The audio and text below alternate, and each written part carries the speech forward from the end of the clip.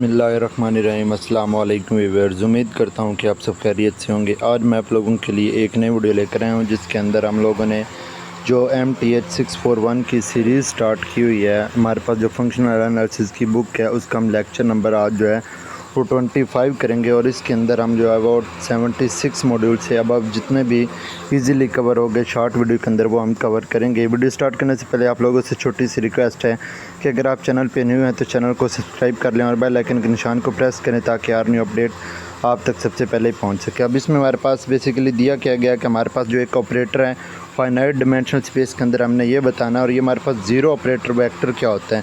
Zero vector का हमारे पास basically मतलब ये होता है कि जब हम किसी भी सीक्वेंस के ऊपर नल स्पेस जो हमारे पास होती है अगर वो हमारे पास बाउंडेड हो, मीन यहाँ पे लिखा हो क्या हुआ है कि हमारे पास जब हम किसी भी नाउंड स्पेस के ऊपर क्या करें कि हम उस नाउंड स्पेस के ऊपर उसके बाउंडेड होने की जो हमारे पास टी मतलब ऑपरेटर हमारे पास होता है उसको जब हम उस फंक्शन के ऊपर क्या करते हैं अप्लाई करते हैं तो हमारा आंसर जो है वो हमारे पास अगर ज़ीरो के इक्वल आ जाता है, ज़ीरो के इक्वल आता है तो वो हमारे पास ज़ीरो वेक्टर लेमा बनता है।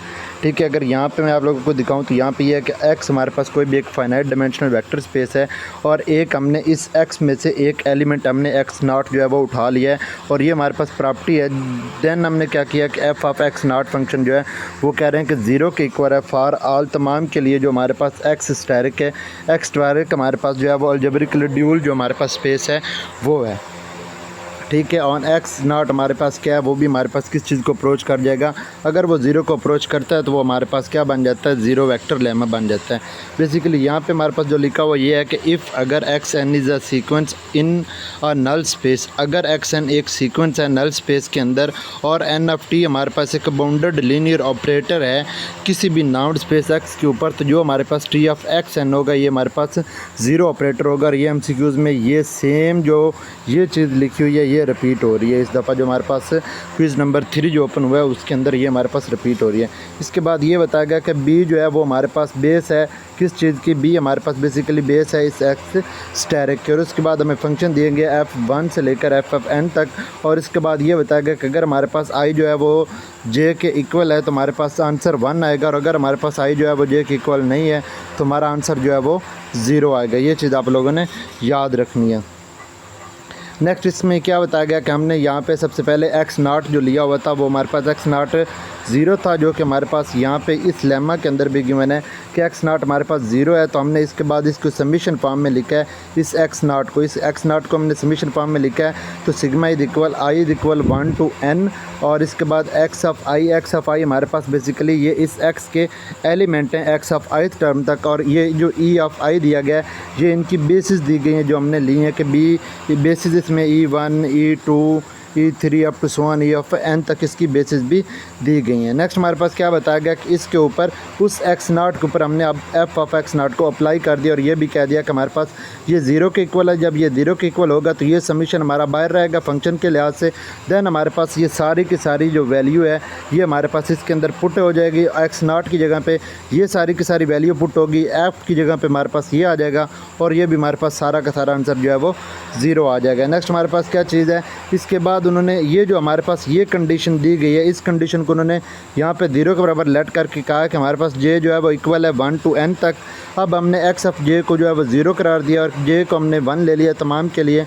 तो जो हमारे पास जो x ऑफ नॉट की कंडीशन बन रही थी वो भी हमारे पास 0 है तो x जो नॉट है ये हमारा डेल को अप्रोच कर जाता है। नेक्स्ट हमारे पास है कि 77 मॉड्यूल हमारे पास है। इसके अंदर हमारे पास जो है वो दिया गया थ्योरम रिफ्लेक्सिविटी के बारे में। अब हमारे पास रिफ्लेक्सिविटी बेसिकली क्या होती है, एक नॉन स्पेस है इसके अंदर कोई भी जो हमारे पास अलजेब्रिक रिफ्लेक्सिविटी होती है if there is an isometric, अगर उनके दरमियान वो बेसिकली ये कहते हैं कि कोई भी हमारे पास जो है वो नाउंड स्पेस अलजेब्रिकली रिफ्लेक्सिव होगी अगर उनके दरमियान आइसोमॉर्फिज्म जो है वो पाया जाता है किस चीज़ के दरमियान, एक x के दरमियान, एक हमारे पास अलजेब्रिक जो ड्यूल स्पेस है उसके दरमियान अगर हमारे पास आइसोमॉर्फिज्म पाई जाती है तो वो हमारे पास जो होगा वो अलजेब्रिक रिफ्लेक्सिविटी होगा। और ये हमारे पास जो भी पॉइंट हाईलाइट किए गए हैं, सारे के सारे इंपॉर्टेंट हैं फॉर MCQs के लिए।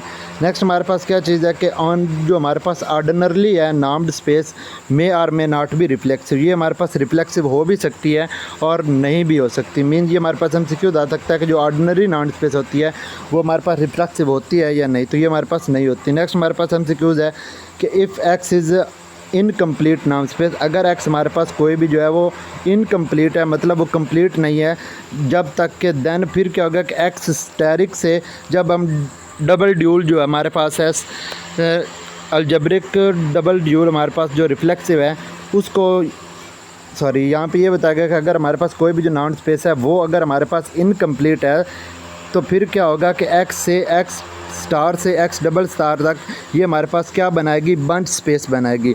यहाँ पे ये दो तरह के हमसे पूछ सकते हैं कि वो हमारे पास देन से आगे ये एक्स और एक्स डबल स्टैरिक जो है ये मिसिंग कर सकते हैं या वो बंच स्पेस को मिस कर सकते हैं।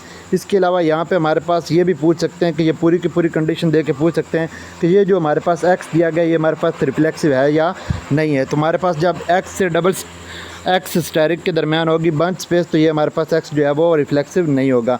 नेक्स्ट है कि there is a Banach space which is not reflexive, Banach space होने की वजह से ये हमारे पास रिफ्लेक्सिव नहीं है। नेक्स्ट हमारे पास एक थ्योरम दिया गया कि एक finite dimensional vector space is reflexivity, ये हमारे पास MCQs आता है कि कोई भी जो हमारे पास फाइनाइट डायमेंशनल वेक्टर स्पेस होती है वो हमारे पास रिफ्लेक्सिव होती है। तो इसका मतलब यह है फाइनाइट डायमेंशनल स्पेस के अंदर नाउन स्पेस हमारे पास आइसोमॉर्फिज्म होगी तो वो हमारे पास क्या आइसोमॉर्फिज्म होगी किसके ऊपर, सेकंड ड्यूल के ऊपर। अब सेकंड ड्यूल से क्या मुराद है कि एक्स के ऊपर हमारे पास जो है वो डबल स्टार होंगे।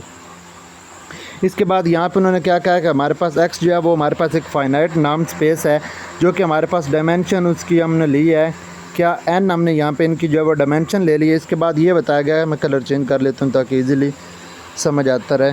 सो नेक्स्ट हमारे पास क्या चीज़ है कि हमने ये कहा जो हम डबल स्टैरिक ले रहे हैं एक्स वो हमारे पास एक सेकंड ड्यूल है। फिर डेफिनेशन के मुताबिक हमने ये पढ़ा है कि जो हमारे पास एम्प्टी सेट है ये हमारे पास जो एम्प्टी सेट है ये एक्स से डबल स्टैरिक एक्स के ऊपर हमारे पास ये फॉलो करेगा और इस एक्स में से एक हमने एलिमेंट एक्स उठा लिया ये, फिर हमने इसके ऊपर जो है वो फंक्शन को अप्लाई कर दिया, किसके ऊपर, इस एक्स के ऊपर हमने फंक्शन एफ़ को अप्लाई किया तो ये हमारे पास जी ऑफ एक्स इक्वल आ गया। देन हमने क्या किया कि जो हमारे पास जी ऑफ एक्स है ये हमारे पास मैप कर रहा है एक्स स्टैरिक से फंक्शन एफ़ के ऊपर, तो सच दैट क्या होगा कि जी इंटू एफ़ और ये हमारे पास एफ़ इधर आ जाएगा और ये फंक्शन हमारे पास बाकी सारे का सारा दूसरी साइड पे रह जाएगा। ये हमारे पास सारा इधर आ जाएगा और ये हमारे पास दूसरी साइड पे रहेगा और ये हमारे पास जो एक्स स्टैरिक है ये बिलोंग कर रहा है हमारे पास उस फंक्शन से। तो नेक्स्ट हमारे पास क्या चीज़ गिवन है, नेक्स्ट ये चीज़ बताएगी कि अगर हम इसको क्या ले लेते हैं कि हमारे पास जो ये एफ़ दिया गया है ये हमारे पास एम्प्टी सेट जो दिया गया है ये हमारे पास लीनियर है जो कि हमारे पास बेसिकली एक्स से एक्स डबल स्टैरिक के ऊपर है।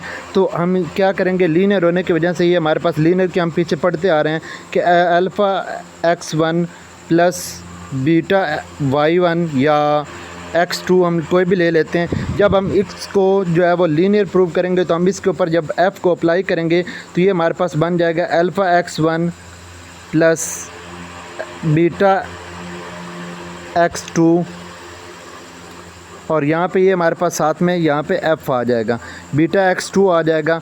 तो ये हमारे पास फिर हम क्या करेंगे, इसमें से हम अल्फ़ा और बीटा को जो है वो अलग कर लेंगे, x और y को अलग करेंगे तो वो हमारे पास क्या बन जाएगी, लीनियर की हमारे पास जो है वो फॉर्म बन जाएगी। उसके बाद यहाँ पे बेसिकली यहाँ पे उन्होंने क्या किया, यहाँ तक तो ये सारा हमारा लीनियर फंक्शन है। इसके बाद इसके ऊपर उन्होंने अप्लाई करके अब इस पूरी की पूरी को उन्होंने जी की बेस में लिख दिया है। जब उन्होंने यहाँ पे इसको जी की बेस की फॉर्म में लिखा है तो हमारे पास x जो है वो f से आ रहा है। अब ये हमारे पास ये फंक्शन इधर आ गया और इस फंक्शन को उन्होंने इधर लिख लिया है। फिर हमने ये तो हमारे पास सेम एज इट इज़ ऐसे ही चलता जाएगा और जो हमारे पास लीनियर फंक्शन होगा जिस तरह से मैंने पहले बताया कि अल्फ़ा और बीटा हमारे पास स्केलर है तो बाहर आ जाएंगे। इसी तरह हमने अल्फ़ा और एफ ऑफ एक्स की जगह पे हमने पढ़ा है कि एफ ऑफ एक्स हमारे पास जी ऑफ एक्स के इक्वल है, तो उसकी जगह पे यहाँ पर हमारे पास g of x and g of y जो है वो हमारे पास आ जाएंगे। देन उनको यहाँ पे इस तरह से उन्होंने लिखा हुआ है। सो नेक्स्ट हमारे पास ये दो कंडीशन है कि हमारे पास जो जी इंटू अल्फ़ा प्लस बीटा वो हमारे पास इस फॉर्म में हो सकता है, ये भी MCQs पूछ सकते हैं और ये भी वो आपसे MCQs में पूछ सकते हैं। नेक्स्ट हमारे पास जो है वो 1 to 1 मीन्स इंजेक्टिव के लिहाज से है, तो 1 to 1 का मतलब ये होता है कि हमारे पास डिफरेंट एलिमेंट जो है वो डिफरेंट के ऊपर मैप करें।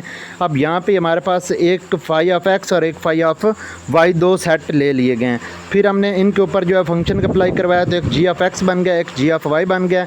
फिर क्या किया, इन दोनों को हमने सब्सट्रैक्ट किया, इस ऑपरेटर को, और ज़ीरो के इक्वल रख दिया। ज़ीरो के इक्वल रखने के बाद हमने क्या किया यहाँ पे कि हमारे पास ये जो फंक्शन बना था इसके ऊपर f को अप्लाई करवा के ये कहा कि वो f हमारा जो है वो भी हमारे पास ज़ीरो के इक्वल आ गया।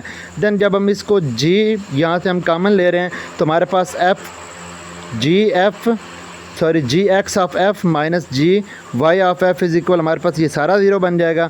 जब वो ज़ीरो बनेगा तो ये भी हमारे पास सारा का सारा क्या बन जाएगा, ज़ीरो बन जाएगा। इस तरह से ये हमारे पास नेक्स्ट जो है वो आगे हमारे पास ये इस तरह से चल रहा है। ये भी हमारे पास सारा के सारा जो है वो सेम एज इट इज़ है। इसके अलावा ये चीज़ जो है ये हमारे पास MCQs में पूछ रहे हैं कि जो हमारे पास एंड वेक्टर स्पेस के लिए जो डिमेंशन हमारे पास रेंज और डोमेन की वो हमारे पास सेम होती है। ये चीज़ आप लोगों ने MCQs के वाले से याद रखनी है।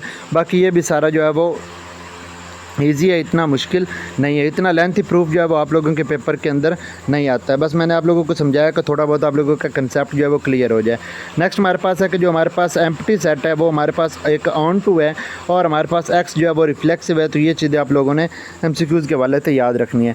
नेक्स्ट हमारे पास 78 मॉड्यूल के अंदर हमें एक एग्जाम्पल दी गई है और इस एग्जाम्पल के अंदर हमें ये चीज़ बताई गई है कि हमारे पास कोई भी जो नल स्पेस है R3 से R के ऊपर है तो वो हमारे पास R² के ऊपर है। अब R3 मीन्स हमारे पास क्या है कि हमारे पास 3 कॉलम्स बनेंगे, ठीक है, जिस तरह से यहाँ पे 1 2 3 और R2 का मतलब हमारे पास यहाँ पे 2 जो हैं वो रोज़ बनेंगी।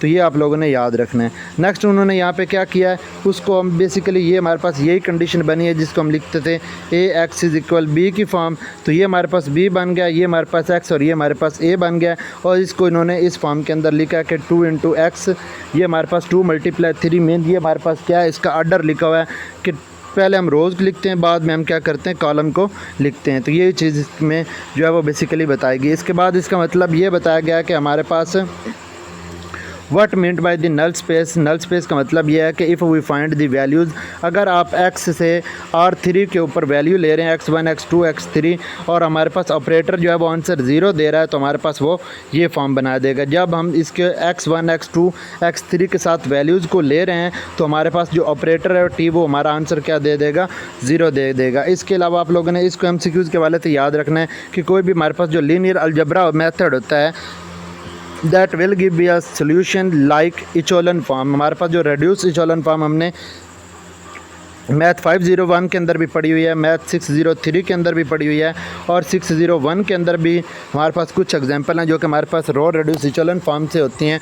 तो वो हमने सारी की सारी जो है वो बेसिकली पढ़ी हुई हैं, जिसमें हमारे पास यहाँ पे यह है कि reduce row echelon from form the basis of the solution is called the basis of null space. यहाँ पे हमारे पास बेसिस ऑफ नल स्पेस की जो डेफिनेशन है वो आपसे पूछ सकते हैं। इसके अलावा जो हमारे पास MCQs है वो ये बन सकता है कि जो हमारे पास बेसिस मेन बेसिस का मतलब ये होता है कि हम जब R3 के ऊपर कोई भी एलिमेंट्स को अप्लाई करवाएं अगर वो हमें आंसर 0 दे देता है, जब वो 0 देगा तो वो हमारे पास इक्वेशन सारी की सारी क्या बन जाएंगी हमारे पास मीन। जब वो हमें आंसर 0 देगा तो हमारे पास वो लीनियर फंक्शन इक्वेशन बन जाएगी।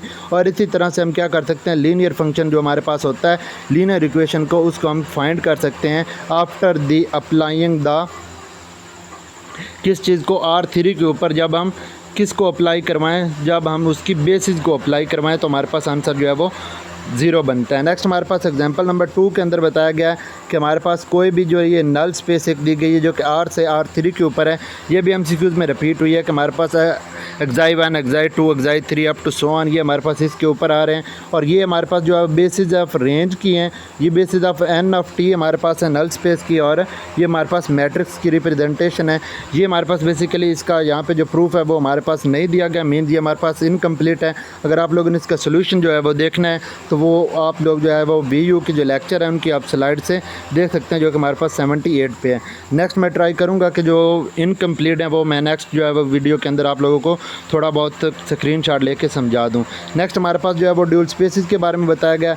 अब ड्यूल बेसिस हमारे पास क्या होती हैं, बेसिकली ड्यूल बेसिस के अंदर ये हमारे पास एक एग्जांपल बेसिकली दी गई है, फाइंड दी ड्यूल बेसिस। हमने करना क्या है, हमने फाइंड करनी है dual basis of the vector space, vector x की बेसिस ऑफ। अब हमारे पास ये 1 -1 एंड 3, 0 1 एंड -1, 0 3 एंड -2। तो हमने यहाँ पे बी स्टैरिक को फाइंड करना है और एक्स स्टैरिक को फाइंड करना है, जहाँ पे हमारे पास ये उन्होंने कहा कि खुद आप लोग जो है वो खुद मीन्स करें। तो ये भी मैं आप लोगों को जो है वो करवा दूंगा, अगर आप लोग खुद एक बार ट्राई करना, अगर आ जाए तो सही है, अदरवाइज़ आप जो है कमेंट बॉक्स में कमेंट करना, मैं आप लोगों के लिए ये जो है वो सॉल्व करके अपलोड कर दूँगा।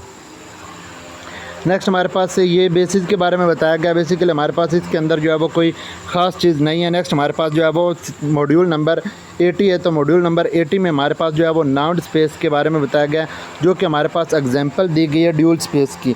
जब वो हमारे पास एग्जांपल ड्यूल स्पेस की दी गई, सबसे पहले हमारे पास एग्जांपल है आर ऑफ एन।